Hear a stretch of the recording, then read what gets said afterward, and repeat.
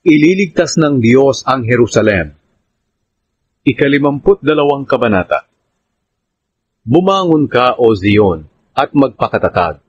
Ipakita mo ang iyong kapangyarihan, O banal na lungsod ng Jerusalem, dahil ang mga kaaway mong hindi mga Israelita, na itinuturing mong marumi, ay hindi na muling makakapasok sa iyo. Huwag ka nang malungkot katulad ng taong nagluluksa na nakaupo sa lupa. Bumangon ka na at muling mamahala. At kayong mga mamamayan ng Jerusalem, palayain niyo na ang inyong sarili mula sa pagkabihag. Sapagkat ito ang sinasabi ng Panginoong Diyos, binihag kayo na parang mga taong ipinagbili, bilang alipin na walang bayad. Kaya tutubusin ko kayo ng wala ring bayad. Pumunta kayo noon sa Ehipto upang doon manirahan at inapi kayo roon. At noong huli, inapi rin kayo ng Assyria. Ngayon, ano naman ang nangyari sa inyo? Binihag kayo ng Babylonia na parang wala ring bayad. Pinamahalaan nila kayo at nilait. Maging ako ay lagi ring nilalapastangan. Pero darating ang araw na malalaman ninyo kung sino ako. Dahil ako mismo ang nagsasalita sa inyo. Oo, ako nga.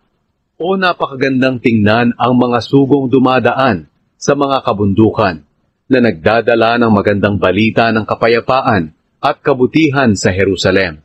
Dahil ililigtas na ito ng Diyos. Sasabihin nila sa mga taga-Jerusalem, naghahari na ang inyong Diyos. Sisigaw sa tuwa ang mga tagapagbantay ng lungsod, dahil makikita nila ang pagbabalik ng Panginoon sa Jerusalem.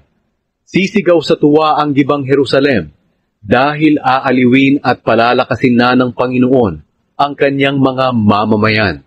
Ililigtas niya ang Jerusalem. Ipapakita ng Panginoon ang natatangi niyang kapangyarihan sa lahat ng bansa, at makikita ng buong mundo ang pagliligtas ng ating Diyos. Kayong mga tagapagdala ng mga kagamitan ng templo ng Panginoon, umalis na kayo sa Babylonia. Huwag kayong hihipo ng mga bagay na itinuturing na marumi. Umalis na kayo sa Babylonia at magpakabanal. Pero ngayon, hindi nyo na kailangang magmadali sa pag-alis na para bang tumatakas. Dahil ang Panginoon ang mangunguna sa inyo. Ang Diyos ng Israel ang magtatanggol sa inyo. Ang nagdurusang lingkod ng Panginoon.